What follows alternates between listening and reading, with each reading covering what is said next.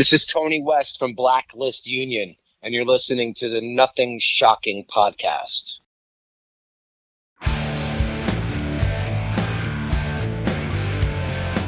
Want to know what's going on in the world of music? Then tune in to the Nothing Shocking podcast, a non-genre based, all ages friendly rock and roll program. Join us weekly for interviews with all your favorite rock stars from the mainstream to the underground.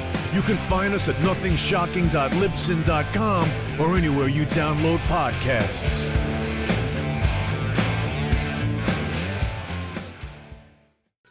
We're putting the band back together. The numbers all go to 11. I'm talking about bands that rock. Led Zeppelin. What about Sabbath? AC/DC. Motorhead.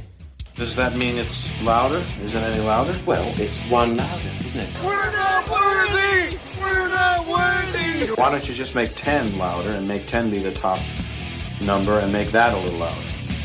These go to 11. I get up off the ground and raise my head. Days like this, think I should be dead. One for Satan, two for me. Let's cheat the devil, it's fun, don't you agree?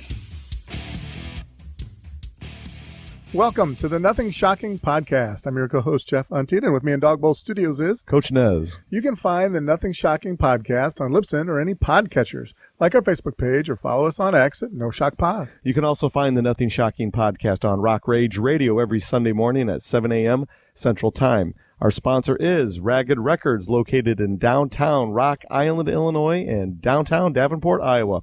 We'd like to thank the Hong Kong Sleepover for allowing us to use their music for our intro and bumper ending. Tonight's guest is Tony West of Blacklist Union. Yeah, promoting the band's newest single, Mississippi Moonhound. Yeah, man, what a killer band. Love this band. They, check these guys out. They got a new album coming out this fall. Yeah, we're excited. Let's get right to it. All right. Good night.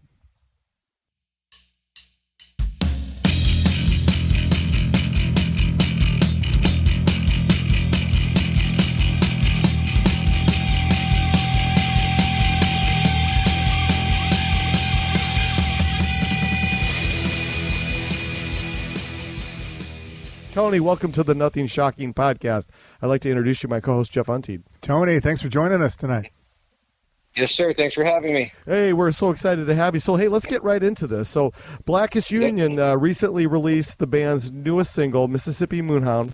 Talk a bit more about the writing and recording of this new single. I got that title actually from watching. I don't watch a lot of TV, if I do, there's two things there's a few things I watch. I'll watch The Little Rascals, Sanford and Son, Addams Family, and then this weird podcast thing I watch. But I actually got the title from watching an old episode of Sanford and Son when Fred Sanford was like, "Man, this is some Mississippi Moonhound," and I was like, "Wait, what?" So I wrote it down, but actually the song is about me generally and things in my life. And then, I wrote the last two records with our producer, Chris Johnson, and, he writes the music, and then I come up with the melodies and lyrics. So, Oh, very good. Can you tell us a little bit more about some of the other members of your band? D. Hayes is our rhythm guitar player. He's my second in command. I've known him since I was a kid, and he's been in Hollywood a long-ass time. And Larry Harwood, he's out of Seattle, and we had lost our bass player, and I found him through Lane Staley's ex-girlfriend, and he's just a great addition to the band. And we got Justin Perez, he lives in New Orleans, who we've known each other through the Saliva guys for years. And then our lead guitar player came through our manager, Paul Crosby, who was in Saliva, the original drummer, and I've been friends with Paul for over 25 years now. So, very good. So, with this new single being released, what is the plan for the band to release another full-length album? Well, that's being released in September. Oh, very good. Well, talk a little bit more about this anticipated new album that's on the horizon. What can everybody expect from this one? You can expect delivery. We deliver the rock. So it's called Slay the Dragon. And, there's like 12 songs, original songs on there. few of them have been released already, like Hey Mr. Superstar and Horns and Halos, but Mississippi Moonhound is out now, and then the next one coming out July 4th is called Up in Smoke, which we're real excited about. Well, very exciting. In 2024, Blacklist Union released 2 singles, Horns and Halos and Hey Mr. Superstar. Can you compare and contrast the songwriting of you in the now compared to of the band's inception, and also in conjunction with this new album on the horizon? I mean, I'm the mainstay of the band. We've definitely carved our own niche and sound. Horns and Halos I wrote with Paul Crosby, our manager, and Hey Mr. Superstar was actually written in part about Josie Scott from Saliva, whose son died through COVID. And whatchamacallit, and I knew his son when he was a little boy, and Josie's someone I really look up to, and I went to his first hometown gig in Memphis in like 10 years, which was a couple years ago, and this was after his son Cody died, and I remember Josie said on stage, I fell off the horse and I had to get up and dust myself off and get back on the horse, and I remember thinking to myself, this man lost his son, and he said that. And I was so moved and inspired, and I've always looked up to Josie, but I was so moved and so inspired by his strength and, the man that he is, man, like that. That's where that song comes from, So all of our songs are very, deep, Oh, very good. Well, yeah, let's talk a little bit more about the videos for those new singles you got out. Can you talk about the band's approach to videos or your own approach? And do you guys use the same company or people to do the videos, or how does it work? So we were using a guy, Thomas Crane, on a bunch of videos, who I love. He lives in Florida. We did a bunch of videos with him on the last record, and then on the new one, the first 2 videos we did with him. And then we did the Mississippi Moonhound and the Up in Smoke video, which isn't released yet, with this company in Houston that were really, really fun to work with and great. Kareem Khorshid is his name. And he's in Houston, and just his crew and all his stuff is just, it's a pleasure to work with. And, like the records and our songs, I like collaborating with people, man. It's not all about me, it's a team effort. It's a group effort, so I tell them, what the song is about, and we kind of collaborate. But I can tell you one thing, this last 2 videos we shot, they took my lyrics and put it in AI to get the meaning, man. Oh, wow. And I remember reading it and I was like, what the hell? Like, it was so spot on that it freaked me out. I was like, what the hell, man? Like, because I mean, I'm kind of really, spooked out by the whole AI thing, but man, the way that it elaborated on my lyrics, it was mind blowing. I couldn't believe it. That's so cool. In this culture of today, where there's not a true MTV anymore, and bands are more reliant on YouTube or what have you, as far as getting their music videos out there. For you, do you feel as though the art of music videos is a needed medium in today's music culture, or is it just kind of like a bonus? I mean, I think it's an absolute necessity because, people's attention span is 2 seconds. You know what I'm saying? So you got to grab them from the throat at the beginning, especially song-wise and video-wise. And then, constantly putting out content on social media and our website and all that stuff. It's essential, and it's crucial in these times. Yeah, very good. I just thought of, you were talking about your bandmates being from, different parts of the country, and I know that's probably a lot more common today than maybe it used to be in the past. But can you talk a little bit about that, the logistics of that, or getting together for practice or getting together for touring? How does it work for your band? I mean, everybody's just spread out. So, we have a couple hometown gigs in LA, like in July and September. So, we'll get together for a few days of rehearsal and, then do a show. And same thing, we have a couple tours in the works that we can't really elaborate on just yet. But, the band, we're not new, and everyone does their homework and works on their parts. And, we're a lean, mean rock and roll machine, man. It's like, and we deliver it live too. Live is where it's at. Like, Yeah. I've seen bands where like, man, that sounds better than the record. And that's what we do. And that's what we strive for. And there's a lot of energy in our shows, and it's a kick-ass rock and roll show. Like when I go see a band, I want to walk away saying wow, and we bring the wow factor. Like that's essential. If you're not bringing the wow factor, like I think you need to go home and do your homework. And then when you can bring the wow factor, then you're good to go, because you got to be exceptional or you're wasting your time. Very good. Well, yeah, I want to bring this back to your songwriting and talk about the maturity of your songwriting from your inceptions of songwriting to the present time. Do you feel like as a songwriter your songwriting has matured over the years? I mean, I've matured over the years. Like as a human, like you if you're not evolving, you're staying stagnant, and in any part of life, I want to evolve, like in my relationships with my girl or my children or my friends or whoever, I want to evolve as a soul and as a person. And I think, Blacklist Union, it's almost 20 years since we put out our first record. So we've definitely evolved all the way around, and so much stuff has gone down and so much healing and so much life, of course, we just keep evolving, and that's the goal. Oh, very good. Talk a little bit about the band's approach to, self-promotion or promoting your band. Obviously in today's climate, you have to use all the different social media platforms, but how else do you get the band's name out there?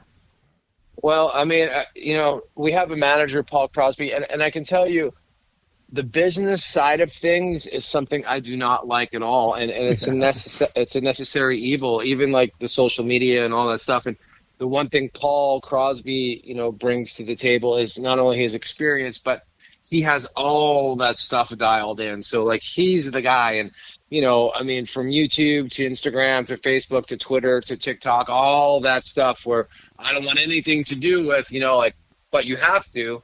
Luckily we have a manager who I can trust, who's been my friend for over 25 years. Like I was in a couple of the early Saliva videos, like their first video, Your Disease, and then Rest in Pieces, the song Six wrote for them. But so we have a long history together, me and the Saliva guys, and I trust Paul Crosby with my life, and I know he has my back, which is such a relief, man, because we just got a good publicist in the UK and Europe. And I've said all along, like, once we have a solid team in the UK and Europe, like, it's on. And we got burned so many times, and we finally found somebody who's working it and that we trust and has delivered, So the music business, man, it's what's that old saying? Like, it's filled with snakes and this and that, and then there's a bad part. I forget what the saying is, but, and so having people you trust is super important, Well, I got to tell you, you did good by finding Kick Down the Doors Media. They are fantastic to work with. So you did good. That's exactly who I'm talking about. Yeah, you did good. You did real good. So how I met them was through my friend Roger Deering, who's a dear friend of mine. And I met Roger through the Alice in Chains guys who, I knew and lived with and stuff. So, that's another thing where it's trust, the trust factor. Exactly. Absolutely. So, with the summer upon us, and you kind of touched on this very loosely here, but what plans can you divulge to us about the summer touring? Well, right now, all I can say is we have a hometown gig at the Whisky for Cruefest, July 12th, which we're headlining. And then we have we do these 2 hometown gigs a year, one at the Whisky and one at Bar Sinister in LA, which is the last debaucherous club in Los Angeles. But we're working on some dates where I can't really get into, but doing direct support for a national, that's going to be really, really good for us. So. Well, exciting. Nice. Very good. Well, having the the promotion in the UK, like you talked about, has your band gone over and toured over in the UK or over in Europe? We've been trying to get over there for so long because we have so many fans in Europe and the UK. Like, I get emails and messages all the time. And like I said, like, we got burned a few times. And I think, with working with a at Paul that kicked down the door, and that, you know, we're going to be doing really well over there really soon. We cannot wait to go over there. Like I've been trying to get us over there for a long time. And last year we had a festival booked there, and we had to pull out because, first of all, they didn't want to pay us, but then we couldn't get any other gigs around that one festival date, so it wasn't, you know, worth us doing it. But, you know, we're looking forward to going out there for sure, man. Awesome. With Blacklist Union not being short of material, talk to us a little bit more about the process of putting a live set list together. You know, it's got to be a challenge for you guys to put a set list together when you have so many great songs to be picked from. Thank you. I appreciate that. And that's funny because I just had this conversation with our producer the other day where I was like, man, you know, I have to drop a couple of staple songs because we have like a bunch of kick-ass songs. Like, but, you know, the one thing about just like a sequence in a record, you know, the live show, man, like we come out and we hit it hard, you know, and it's like high energy, high octane. But, you know, and it's like we put specific songs like Dirty Halo is now a staple of, you know, in our set, and where that's a song where I can actually breathe for a second because, man, it's like, it's full on. It's like I always say, like our set's like sprinting through the park, you know, and hence, like, dude, I do yoga every day. Like, you know, I box and like I live in the Hollywood Hills. Like I'm walking up and down the hills. Like I stay in good shape where, you know, I'm the singer. So the other guys have a lot more room to breathe where I'm very, very disciplined. And, you know, I got to make sure that I deliver the rock, you know, when it's time. So, yeah, very good. Can you share a little bit more about, you know, your techniques for, you know, do you have an approach for, you know, some artists, they run through the scales or some just, you know, hey, I just show up and I sing. How does it work for you before a live set? So, you know, for a long time I'm the kind of guy, like, I'll sing 20 songs a day, like, and I did covers and all kinds of stuff. And then I was going to work with this dude named Ron Anderson, who he worked with Cornell, he worked with Axl, he worked with Elvis. And we had a session booked and he died, right? So I was telling my friend Patrick about this. Patrick Stone, he's actually singing in The Sweet now, and he sings in this band called Butterside, which is really great. But I was telling him the story, and he goes, Tony, I did all these sessions with Ron Anderson. I have them on tape. I'll go over them with you. So me and Patrick went over all the Ron Anderson tapes, and, you know, man, it's like I'd rather listen to Johnny Thunders than Ingwe. And the point of me saying that is because, you know, I'm punk rock. Like, my heart is punk rock. But a little bit of technique never hurt anybody. You know what I mean? So with the Ron Anderson tapes and Ron Anderson technique, it's completely changed my game. I mean, and, you know, like, I do a tape a day. They're usually an hour. They're an hour long, 45 minutes to an hour.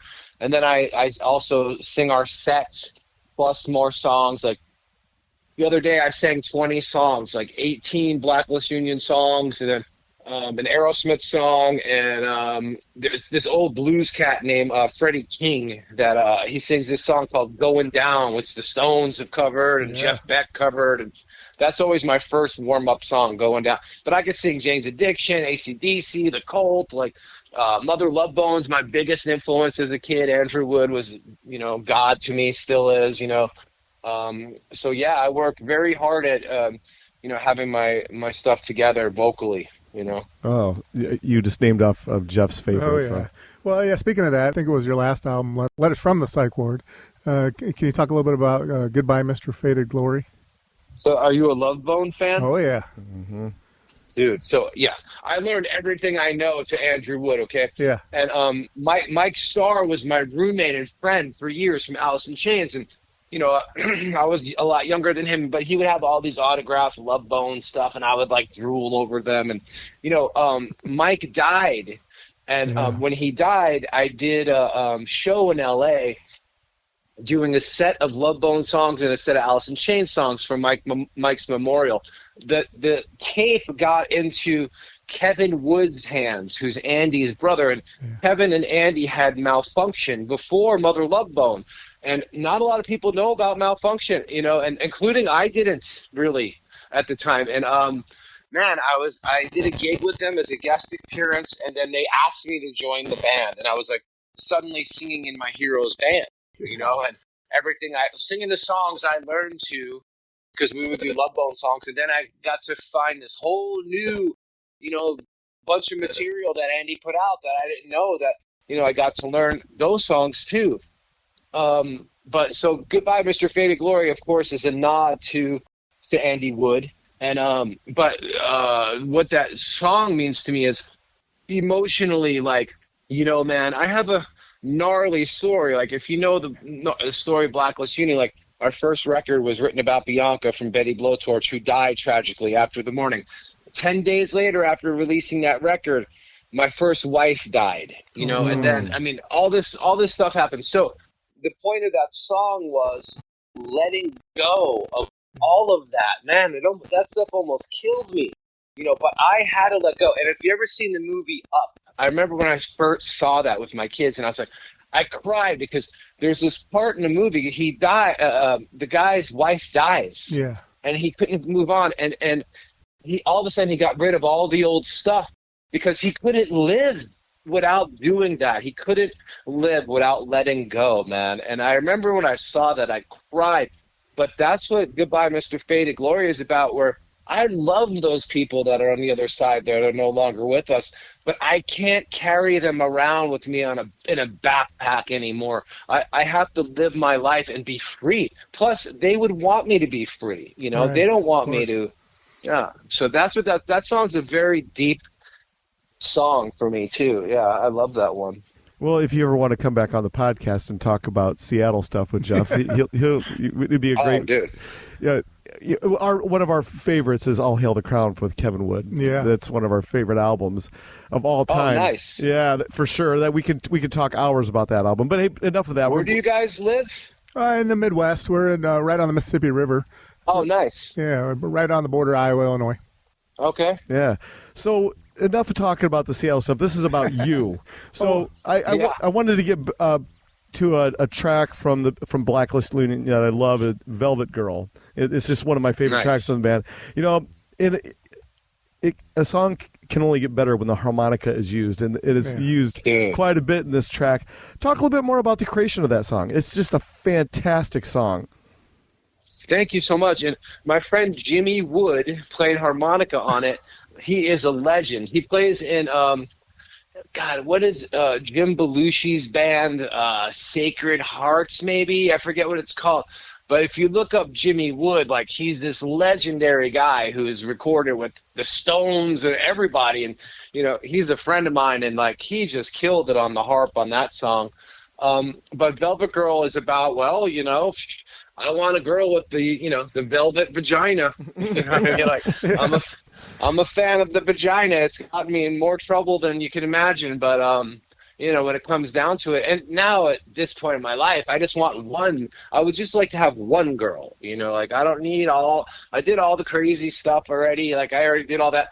The cool thing is being able to connect with someone. Like, I tell my children, sex isn't some cheap stuff. Like, it's about love and connection. Like, my daughter, she's going to be 13. Like, man, I try to avoid that conversation with her until I had to have that conversation with her, Right. And really, because the way I grew up, there was a lot of abuse in my household. So, I didn't know, really. I just thought it was some cheap ass shit for a long time, where you just get off and, still guys will be like, oh, how guys are. But really, when it comes down to it, that's not the case. Like, I want my mother to be honored. I want my daughter to be honored. I want my girlfriend to be honored, and cheating and womanizing and all that stuff, that's not honorable. And it took me a very, very long time to get that, man, because my father was the polar opposite of that and taught me and my sister the opposite of what I teach my children, Yeah. So. Well, fantastic track. Absolutely fantastic. Thank you. Absolutely.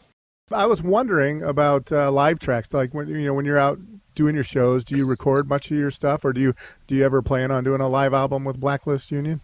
Man, I certainly hope so. Right now we're just trying to get there's so many people that love rock and roll in the world that still don't know who we are. So, we're out there just pushing it and just delivering the rock and putting out content and, healing and just, man, there's not too many bands where I go and see and I walk away saying, wow, like the last, I'm a huge punk rock guy, so I'll see like GBH or The Damned or, bands like that. But a Turbo Negro was another band. I don't know if you guys are hip to them, but they're from Norway. They put out amazing records. The singer died, but I saw them a bunch of times and would walk away just saying, wow, So again, that's where we have to operate from, Yeah. When you look back at the band's body of work, do you have a favorite album? And then on the flip side, do you have an album that you wish you could re-record again? And, they're like, the albums are like my children. And I can tell you that the first 3 records are very dark, and like I sang part of my, when I told you I sang the 20 songs the other day, 2 of the songs I sang were I Do and Game Over from Till Death Do Us Part, which I love those songs. Man, they're just so dark. The energy of those first 3 records, those are kick-ass rock and roll records, but they're dark, man. And then Back to Momo, I wrote with Todd Youth, who was my dear friend who passed away, and Todd played with Ace Frehley, like he was in Danzig, and man, he played with Glenn Campbell, dude. He did all kinds of stuff. And, and I knew Todd since I was a kid. We knew each other, and I was like, Todd, forget all the pain. I was like, let's get back to the rock, let's get back to the good time. And that's what we did on Back to Momo, and Back to Momo, man, I love that record because it's such a rock and roll record. It's so New York punk rock sounding to me too. And then, Todd died, dude. And I remember I was like, and there's a big gap between Back to Momo and Letters from the Psych Ward, 8 years. Because, first of all, COVID and all that crazy stuff. But, man, I didn't know what to do after Todd died because we had a writing relationship, that was unlike any other. And trying to find a writing relationship is like trying to find a wife. It's not easy. Yeah. So, but when Todd died, I remember I said, I cannot let this ruin my life because when my girlfriend died and my first wife died, that shit ruined my life. I'm lucky I survived. And I survived because of divine forces, not by my own forces. And so when Todd died, I went to the jungle in Peru with the Shipibo Indians because I was like, I can't let this ruin my life. And I went to the jungle in Peru with the Shipibo Indians and did ayahuasca. And I've been back 3 times. So Letters from the Psych Ward and this new one, Slay the Dragon, they're super spiritual, super healing. It's all about the ayahuasca journeys and the Indians and letting go and healing, man, through all that stuff. Like it was a lot, and but that changed my life. So I don't know, I have, like I said, that pretty much sums it up, and I'm very proud of all the records. If I had to pick my favorite song, because I've done now, it's going to be 6 records with Blacklist Union, and I did 3 side project records, and my favorite song I ever recorded has to be Dirty Halo, because first of all, it has a huge Love Bone influence, but also it's so deep, dude. I mean, where it says, like the pre-chorus says, the youth's gone cold with the fatal blow. The second coming's a no-go. The youth's gone cold with the fatal blow. That's about Todd Youth dying. And then, the second coming's a no-go. Like, we were supposed to write a new record, and that never happened. And but that song calls out people that I've lost along the way, and it's just telling them, look, man, none of us are squeaky clean, and it's like, I love you despite you know what I mean, like despite all your craziness, despite all your dirty stuff, whatever, it's okay, we all have it, every single one of us has it, so that's why I have a special place in my heart for Dirty Halo, specifically that song. Oh, very good. Yeah, I'm fairly new to Blacklist Union, and I'm a converted fan. Absolutely love your music. Can you talk a little bit about, for listeners that don't know Blacklist Union, can you tell a little bit about, where did you come from before the LA scene, and how did you get started in the band? Yeah, so I grew up in New York City. You know, I had a cousin and an uncle that were super into music, and I got to see a lot of bands really from a young age. 5 years old, 6 years old, going to see the Ramones and like Murphy's Law and like all this hardcore. GBH is a huge influence on me. You know, and I just got turned on to music at a super young age. But, you know, I remember being 5 years old and saying to my uncle, "Who's that girl in that poster?" And he's like, "That's no girl, that's David Bowie." You know? So, you know, and that changed my life and shaped my life. And I came to LA as a teenage runaway, you know, with nowhere to go, but with the dream of rock and roll. And when I came to LA as a teenager, I had like a Ralph's plastic bag of clothes and a Mother Love Bone tape. That's all I had, and $20, you know, and a dream, dude, that I never ever have given up on and never will give up on. And I formed Blacklist Union in 2005. I was auditioning for bands for years, and then like I was like, forget this, man. Like, I'm gonna create a band that you know, with the kind of music that I want to hear. Another huge influence on our sound too, not only Love Bone, Warrior Soul is another band when I was a kid that I just love. Warrior Soul, like their energy, the punk rock, their whole, you know, the lyrics, all that stuff. So I was like, look, I'm gonna create a band like Love Bone and Warrior Soul, you know, and that's what we've done. So, well, you've done a hell of a job. But, you know, it wouldn't behoove me to ask this question. When I've been listening to Blacklist Union, every once in a while I get a little Michael Monroe, Hanoi Rocks feel to some of your songs. Am I totally off the radar when I say that? No, I mean, that's an honor and a compliment. I appreciate that. And that's the first time I've ever heard that one, but thank you. No, I just didn't know if Hanoi Rocks was any I love Hanoi Rocks. Any influence on your creativity. I mean, you know, I love them, but like some people, I don't love them like some of my friends are like, you know, the word fan really means fanatic, you know what I mean? I'm definitely a fan of Hanoi Rocks, but I'm not a fanatic like some people. I mean, I love them and respect them, and their body of work is just so great. And Michael Monroe is an icon, and, you know, Andy McCoy is a badass, you know. I mean, I really do have mad respect for them. We could talk hours about that too. Yeah. So Jeff, go ahead. Well, you know, some bands with today's climate, you know, it's changed from what it used to be. Some artists have to, you know, dabble in multiple bands or whatever to make ends meet. I know on your website you talked about some side projects you've done, Silverstar, the EP, and the Savior Complex. Can you talk a little bit more about some of those side projects? Yeah, so Silverstar, I didn't write any of those songs, but it's ex-members of this band from LA that I didn't know who they were, but apparently a lot of people do. They were called Tex and the Horseheads, and they have legendary status on the streets of Hollywood. And a couple of the guys wrote these songs on that record, and I was like, man, these are such great songs. And, you know, I was like, I'll do the record. And then we recorded it with Paul Rossler. His sister was in Black Flag, Kira Rossler, in the early days. And Paul Rossler's done a bunch of records, and he's just a great guy. And I remember when we did that record, man, I sang the whole record in one day. I did 5 passes of 5 songs. And I remember, like, around the 23rd take, you know, and he's like, you got a couple more in you? I was like, just roll it, you know. And we did I did all my parts in one day on that record. That's a great record. Such good songs. I didn't write any of those songs. But and then the Savior Complex was, you know, after Todd died, I didn't know what to do. And like I was questioning, you know, like, do I keep doing what's in my blood, rock and roll, or should I do what's kind of hip and fucking trendy right now? So Jay Gordon from Orgy, who's a friend of mine, he always is 2 steps ahead of the move, like, speaking of Hanoi Rocks. Like, but, you know, Jay always knows what's coming before people do. And there's been times he's been like, this band's going to be huge. I'm like, no way, no way. He's like, watch. And then every time. So me and Jay did this record, and, you know, it's such a great record. We did a killer cover of Depeche Mode, People Are People.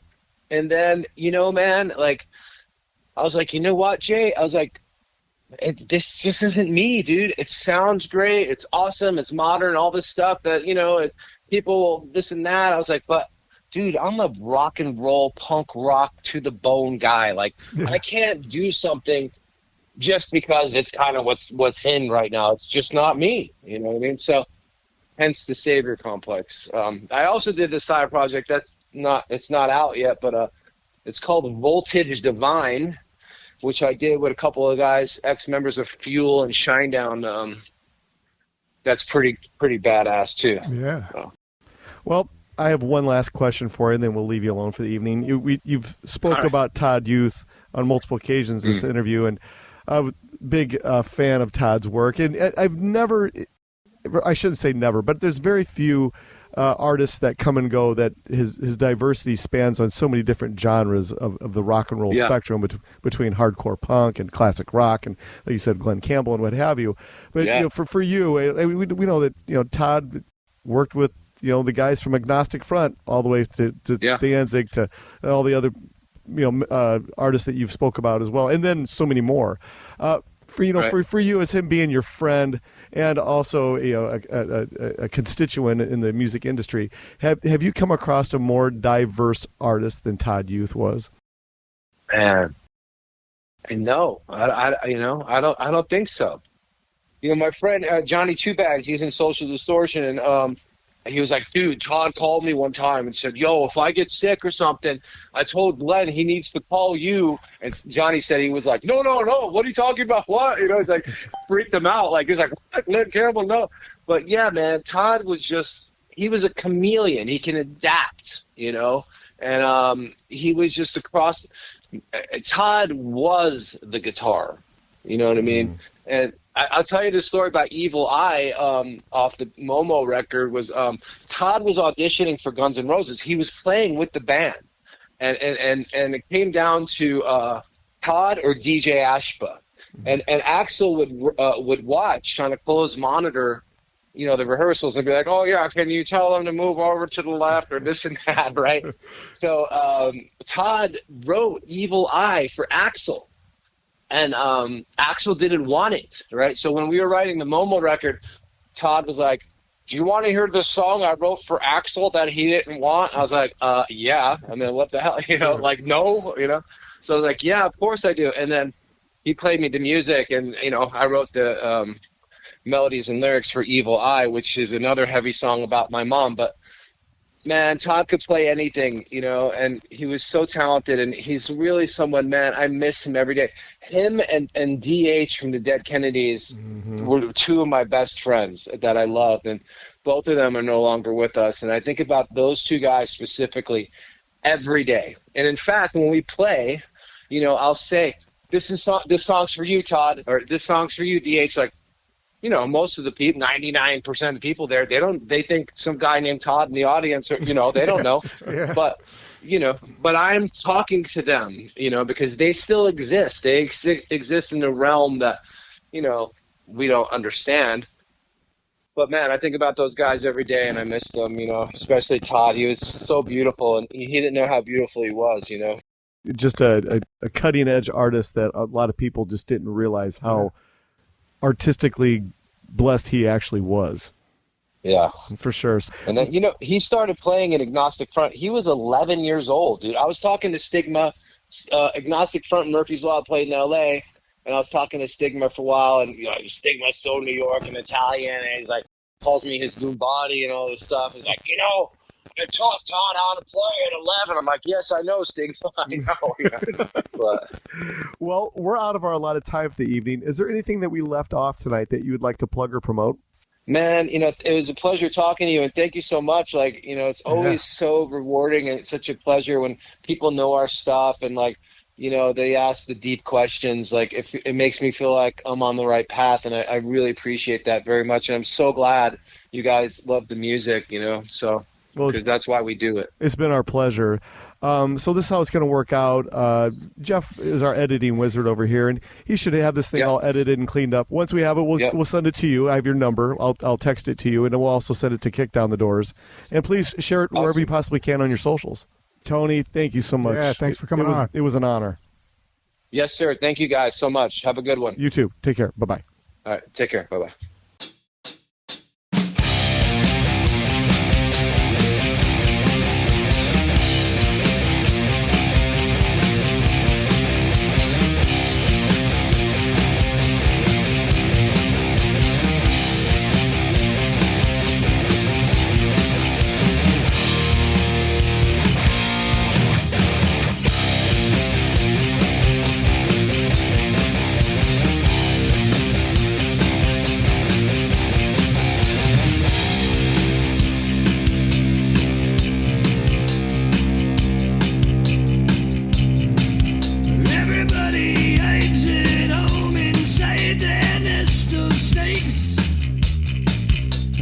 Everybody grinds the stone and makes their own mistakes.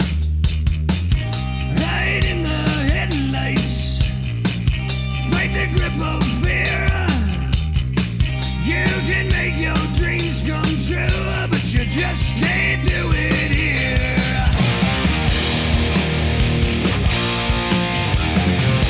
Hey.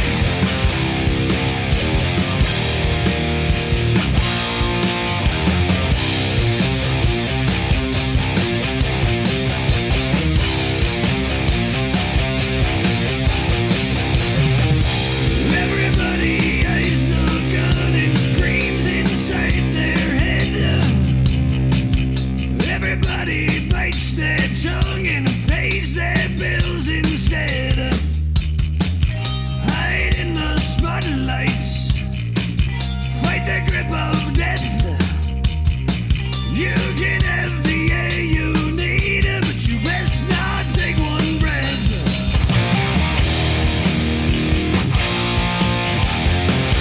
Hey.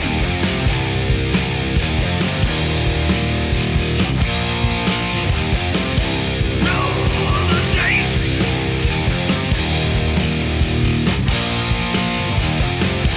Take your chances.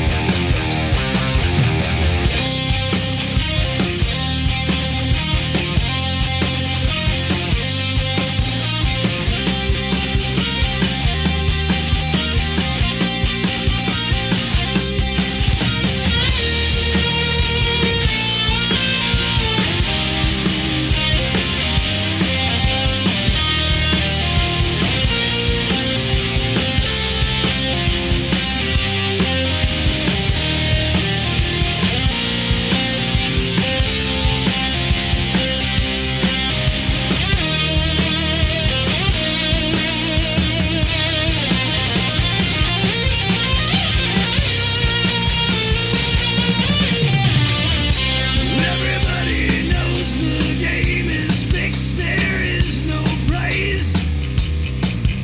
Everybody pulls the plug and says their last goodbyes. Move to the sunshine, fight the grip of nights. If they ever take from you, then you plug out